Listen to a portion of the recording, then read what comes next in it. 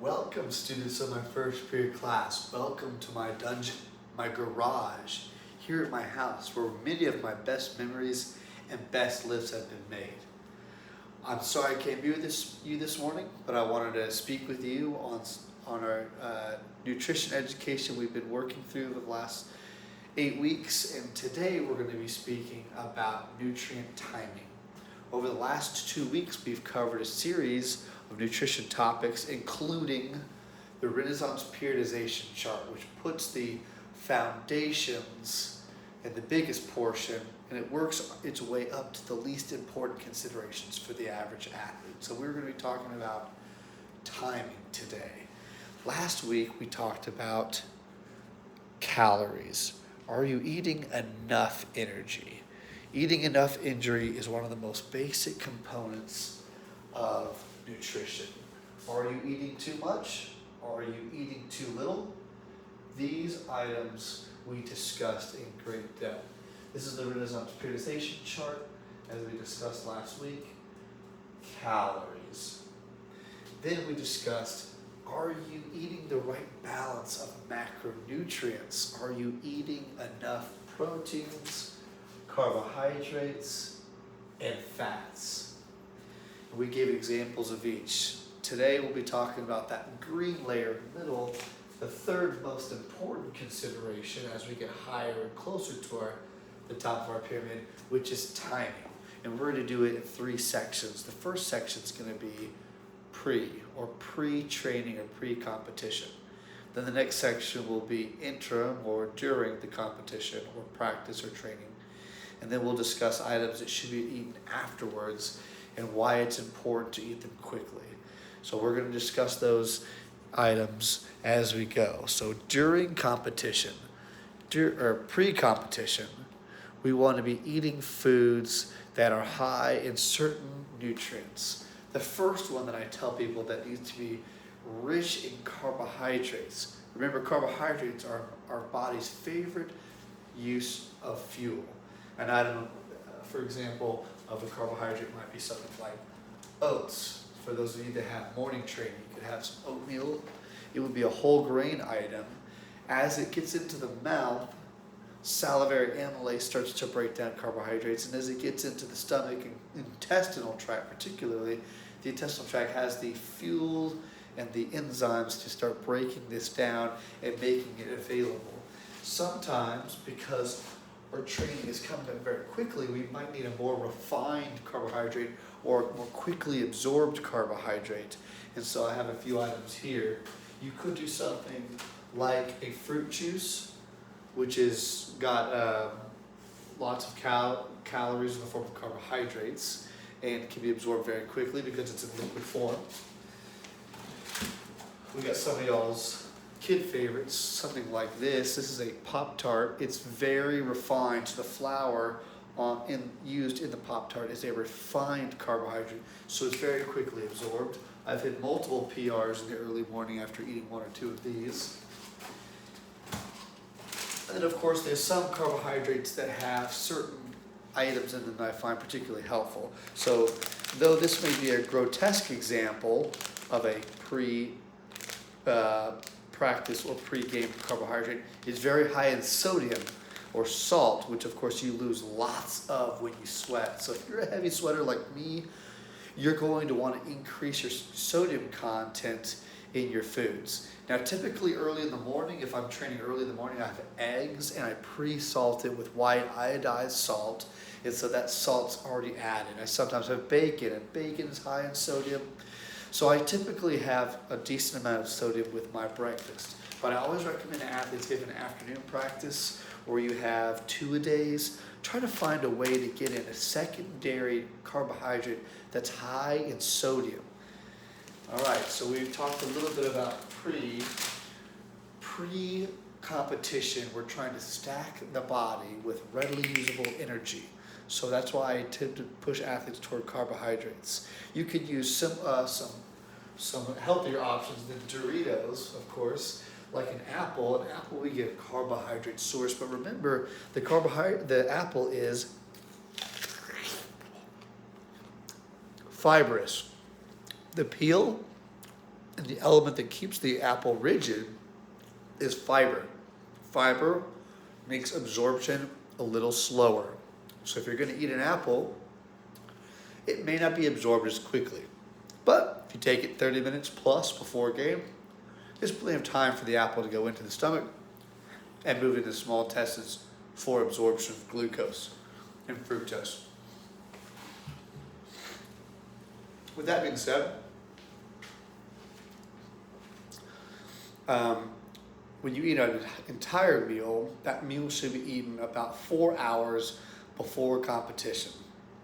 The more you train and the more experienced you are with eating food and then running or lifting or competing, I like to tell people, inch that meal a little closer.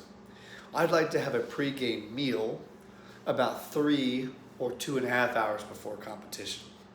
I actually kind of want to feel a little bit of energy still in my intestinal tract. It's tight inside my stomach, still clicking and popping and pulling in nutrients. Some people say, oh, I can't do that. I get an upset stomach if I feel any food in my stomach. Well, then you need to practice eating that meal 4, maybe even 5 hours before competition, and then slowly start inching closer towards your performance. If you're competing regularly, then you can practice eating for competition regularly. So this is one of those things that you just trial and error. Over time, you learn what works for pre-competition nutrition and what doesn't for you. The earlier you learn it, the more bumps and bruises you'll avoid in the nutrition department. Okay, so we've talked about pre-competition. I'm going to give you a couple of different scenarios and help you out. If you're an athlete that's competing in a game late at night, then you may have had 3 to 8, maybe even 4 meals before that competition, where the food's been pushed into your muscle and absorbed through your digestive tract all day long. Some athletes will be competing early in the morning, and their competition is so bright and early, it would be difficult to wake up and eat an entire meal with a substantial caloric value before their competition. So for those athletes, you need to make sure that you're timing your biggest meals the night before. Sometimes people call this carbohydrate loading, and athletes will go out and get some spaghetti or some pasta or some pizza or something like that, something that's rich in carbohydrates the night before. That way when they wake up at 5 in the morning or 4:30 in the morning and they get their shoes laced up and their equipment on, and they play that 6 a.m. game or that 7 a.m. race start time, they have the nutrients already in their body.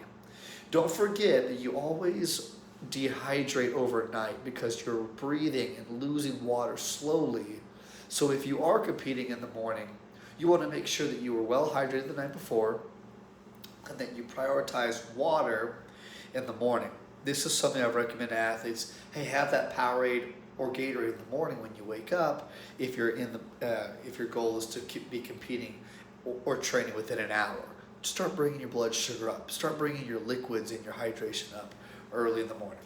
All right, so we've talked about pre-competition nutrition. Let's talk about during or interim. So this is the part of the game. It's halftime. What do I eat? I've already trained for 30 minutes. I've got another 30 minutes to an hour of training. What are some things that I can eat?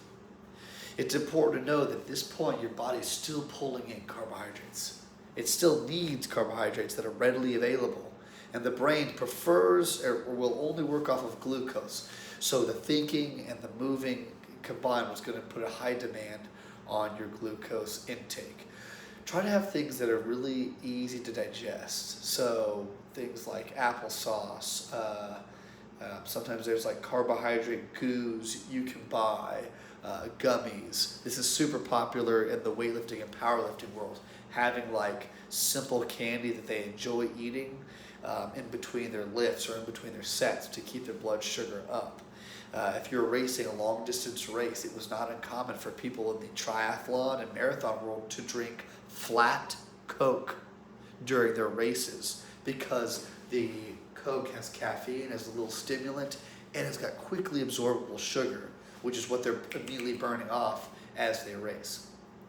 So I tend to try to encourage athletes to stay to liquid form, but if your training lasts more than an hour or an hour and a half, your body doesn't store glucose that well. So you may need to have a hardened source A Pop-Tart could work. I always encourage people to have like a refined carbohydrate, like crackers and maybe even peanut butter, because those are something that's simple.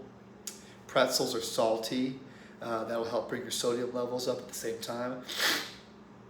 So those are some ideas that I've had athletes use and work. Nothing wrong with having some cut up clementines or oranges, but remember, fiber slows down absorption. So if it's a whole lot of fiber in the intake, it may slow down your absorption of the nutrient. All right, now let's talk about post-exercise nutrition. Okay, after exercise, you are going to need to recover. Not only do you need to replace the very low glucose levels from running your marathon or playing that two matches of soccer, you're going to need to bring your glucose back up or your carbohydrates. But you're also going to need to start adding in some materials that are going to repair. We talked about that being protein. So we want to start taking in protein after our competitions. Now, this may seem silly, but you could go down to the local burger shop, get a bun, which is carbohydrates, a ground beef patty, which is protein, add in some vegetables and some sauces, and all of a sudden you've got a little recipe for recovery. The most important nutrient in your recovery is going to be a high quality protein, because the body will transform protein into carbohydrates if it has to, but it cannot take carbohydrates and repair tissue. So we want to make sure we're layering in a post-workout carbohydrate. And I've got one over here that I use most regularly.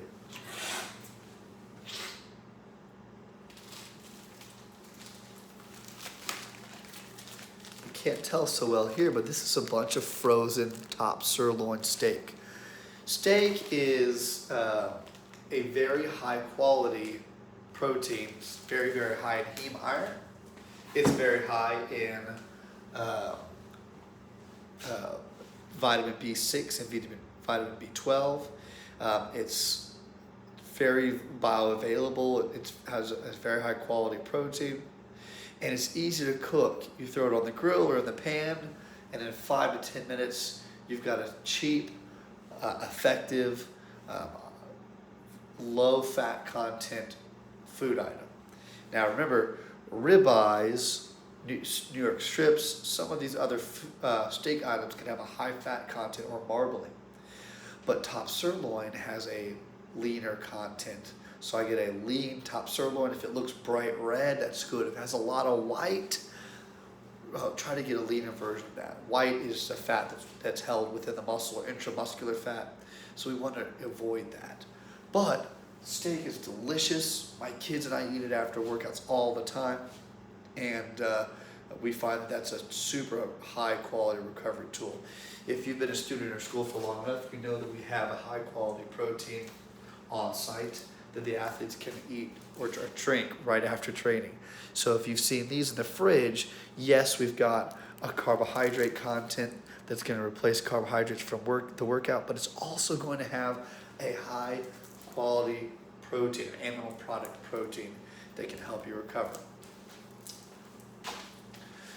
I use eggs as a simple recovery tool. Eggs are almost liquid form, right? So you crack it open and it's got this gelatinous yellow yolk in the middle. It's got this clear whitish substance around it. I crack it into my drinks. I'll throw it into a frying pan, and I'll try to make the most of my recovery by eating eggs. If I have a morning workout, I eat the eggs right away because, hey, it's quickly absorbed and it's high in nutrients. It's super high in vitamin A, vitamin E, vitamin D.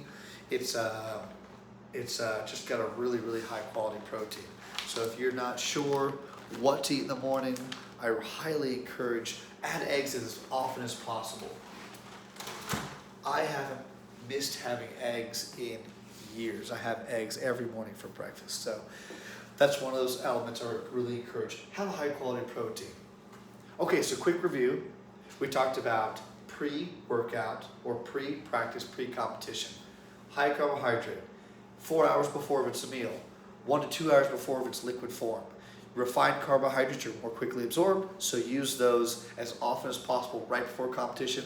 But if you can put together a more complex meal, give yourself that 4-hour gap so that you have plenty of time to get the nutrition digested and into the small intestines, out of your stomach. Okay, interim. You want to keep it almost all liquid form.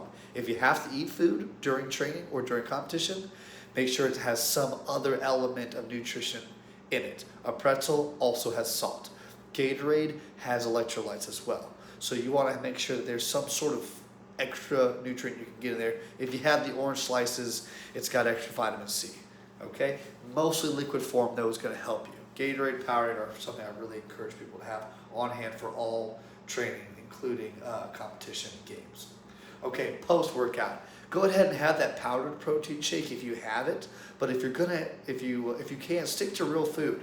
You're a young person, you're an athlete. Learn how to have real food at the right time is important. Have a burger after a competition.